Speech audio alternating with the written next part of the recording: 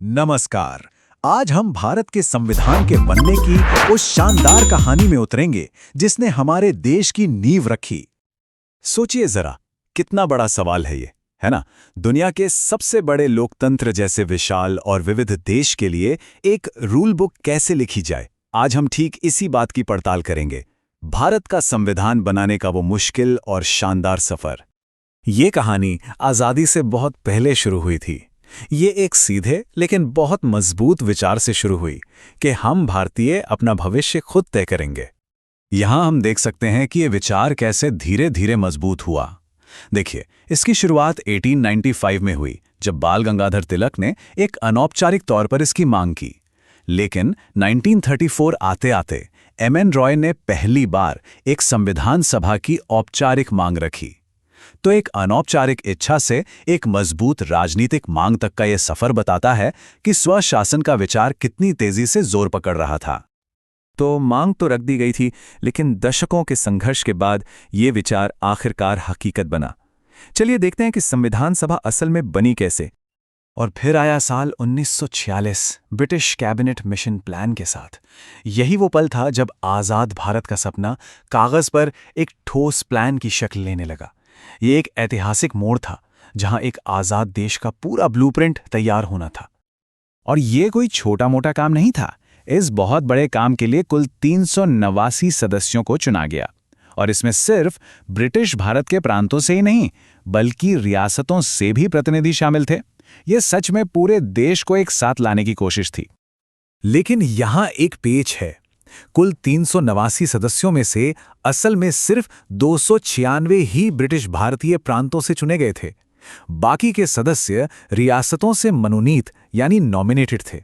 इसका मतलब ये हुआ कि संविधान सभा पूरी तरह से लोकतांत्रिक तरीके से चुनी ही बॉडी नहीं थी, और ये बात उस वक्त भी बहस का एक बड़ा मुद्दा थी। चलिए इन खास तारीखों पर एक नजर डालते हैं। 9 दिसंबर 1946 को संविधान सभा की पहली बैठक हुई, एक ऐतिहासिक लम्हा। बस कुछ ही दिनों बाद 13 दिसंबर को जवाहरलाल नेहरू ने वो मशहूर उद्देश्य संकल्प पेश किया जिसने संविधान की आत्मा और दिशा तय की। और आखिर में 24 जनवरी 1950 को इसका आखिरी सत्र हुआ। हर तारीख हमारे राष्ट्र के बनने में एक मील का पत्थर है। अब वो जो उद्देश्य संकल्प था ना, वो सिर्फ एक दस्तावेज नहीं था, वो हमारे देश की आत्मा का ऐलान था। उसने आज़ाद भारत के वो सिद्धांत तय किए जिनके आधार पर देश को चलना था कि ये एक संप्रभु, समाजवादी, धर्मनिरपेक्ष और लोकतांत्रिक गणराज्य होगा, जो अपने हर नागरिक को न्याय, स्वतंत्रता, समानता और बंधुत्व देगा। पता है, सर अर्नेस्ट बार्कर जैसे बड़े राजनीतिक वैज्ञानिकों ने प्रस्तावना को संविधान की कुंजी कहा। उनके लिए ये वो सेंट्रल आइडिया था जिसके इर्द गिर्द पूरा संविधान बुना गया था।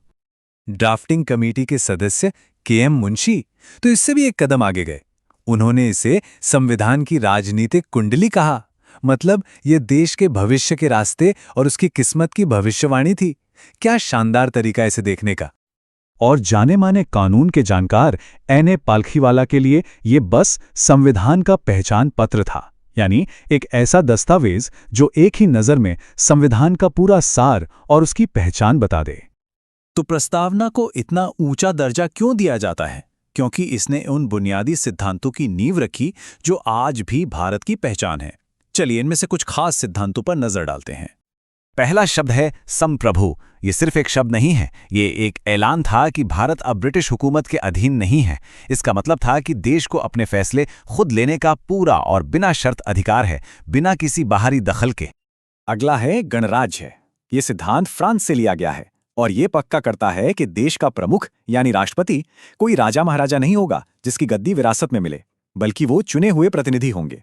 मतलब सबसे ऊंचा पद विरासत से नहीं बल्कि जनादेश से मिलता है। फिर आता है धर्मनिरपेक्ष, एक ऐसा शब्द जिसे बाद में 1976 में जोड़ा गया।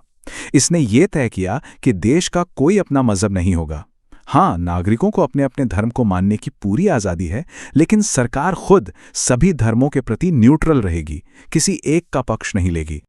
और दिलचस्प बात यह है कि हमारे संविधान निर्माताओं ने दुनिया भर से प्रेरणा ली। न्याय, स्वतंत्रता, समानता और बंधुत्व जैसे आदर्श सिर्फ ख्याली बातें नहीं थीं, ये रूस और फ्रांस की क्रांतियों जैसे बड़े ऐतिहासिक संघर्षों से सीधे सीधे प्रेरित थे। यही चीज हमारे संविधान को सच में एक ग्लोबल दस्तावेज बनाती है।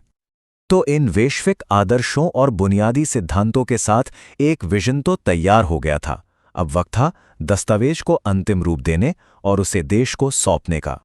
और वो दिन था 26 नवंबर 1949।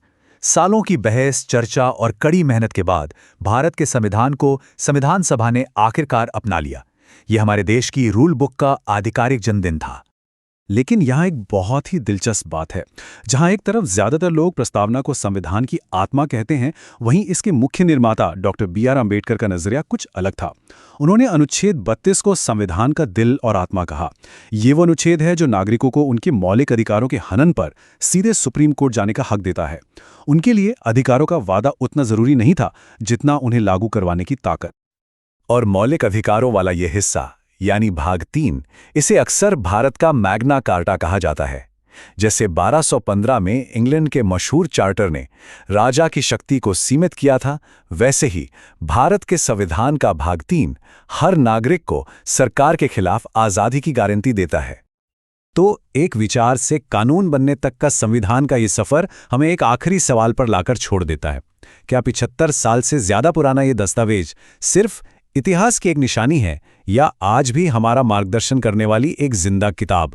जैसे जैसे भारत आगे बढ़ रहा है, अपने संस्थापकों के दिए सिद्धांतों को समझने और उन्हें नए सिरे से लागू करने की चुनौती हमेशा बनी रहेगी।